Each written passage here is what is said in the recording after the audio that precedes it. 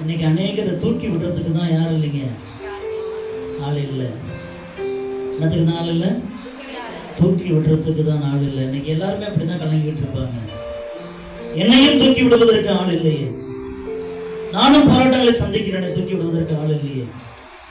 நானும் 26 27 வருஷத்திற்கு மேலாக ஊழியத்தில் இணைஞ்சு ஊழியம் செய்யும் பொழுது அங்கேயும் தூக்கி விடுவதற்கு யாரும் கிடையாதுங்க, ஆள் இல்லை. ஆனால் வேதமும் தான் சொல்லப்படுகிறது. ஒரு அப்போஸ்தலர்கள் 2 பேர் ஆலயத்திற்கு போகும்போது 2 பேர் ஆலயத்திற்கு போகிறார். ஆலயத்திற்கு போகும்பொழுது அலங்கார வாசல்ல உட்கார்ந்து இருந்த ஒரு பிச்சை எடுத்துக்கொண்ட அந்த மனுஷனை அவர்கள் உறவினர்களும் சொந்த பந்துகளும் என்ன செய்வாங்கன்னா, தினந்தோறும் அவனுக்கு பிச்சை எடுப்பதற்காக தூக்கி கொண்டு உட்கார்ந்து வைப்பாங்க. அவன் நிலைமையை மாற்றுவதற்காக அல்ல, மேலும் அவன் பிச்சை எடுப்பதற்காக. அந்த பகுதியை முழுமையா வாசிக்கலாம். 2வது வசனத்துல இருந்து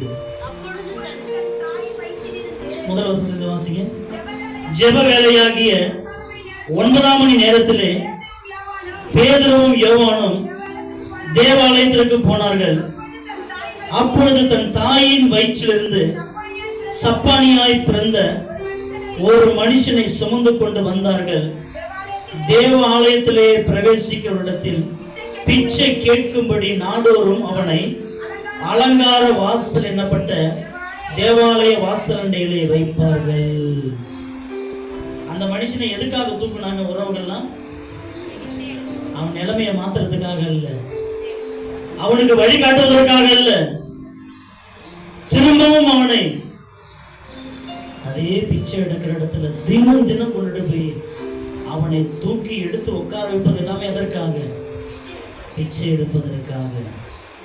ஆனா 2 அப்போஸ்தலர்கள் ஊழியக்காரர் கர்த்தருடைய மனுஷர்கள் அந்த இடத்துல போறாங்க, புறப்பட்டு போறாங்க. அவங்க தூக்குறதுக்கும் இவங்க தூக்குறதுக்கும் வித்தியாசத்தை பாருங்க.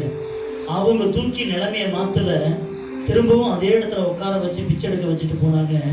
ஆனா 2 ஊழியக்காரர்கள் அந்த இடத்துல வரும்பொழுது அவங்க செஞ்சதை மாத்திரம் பாருங்க. அடுத்தது, தேவாலயத்தில் பிரவேசிக்க போகிற பேதுருவையும் யோவானையும் அவன் கண்டு பிச்சை கேட்டான். பேதுருவும் யோவானும் அவனை உற்று பார்த்து, எங்களை நோக்கிப்பார் என்றார்கள். அவன் அவர்களிடத்தில் ஏதாகிலும் கிடைக்கும் என்று எண்ணி அவர்களை நோக்கி பார்த்தான். இப்ப 2 அப்போஸ்தலர்கள் அந்த இடத்துல போகும்பொழுது பிச்சை கேட்ட உடனே இவங்க என்ன பண்ணாங்க? எங்களை என்ன பண்ண நோக்கி. அந்த மனுஷன் என்ன பண்ணா, தன்னுடைய எப்பொழுதுமே தொடர்ச்சியாக எடுத்துக்கொண்டிருக்கிறதுனால, தொழில் பிச்சை எடுக்கிறதுனால ஏதாகிலும் கிடைக்கும் என்று ஏதோ பணமோ பொருள் என்ன பண்ண போறாங்க, கொடுக்க போகிறாங்க என்று நோக்கி பார்க்கிறான்.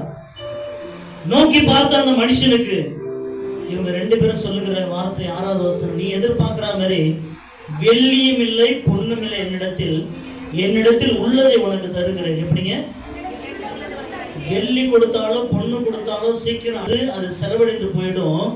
ஆனால் இந்த மனுஷர்கள் கொடுக்கறத பாருங்க, கர்த்தருடைய ஊழியக்காரர்கள், வெள்ளியும் இல்லை பொண்ணும் இல்லை, என்னிடத்தில் உள்ளதை உனக்கு தருகிறேன் என்று சொல்லி நசரனாகிய இயேசுவின் நாமத்தினாலே எழுந்து நட என்று சொல்லி, அடுத்த வசனம், வலது கையினால் அவர்களை பிடித்து தூக்கிவிட்டான்.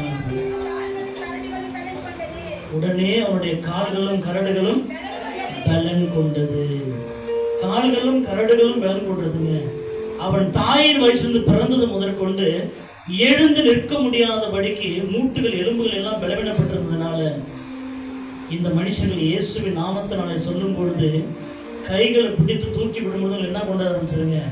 பலன் கொள்ள ஆரம்பித்தது. நீங்களும் அதே போலதான் இந்த மீட்டைக்கு வந்தாங்க, எதை எதிர்பார்த்து வர்றீங்கன்னு தெரியல.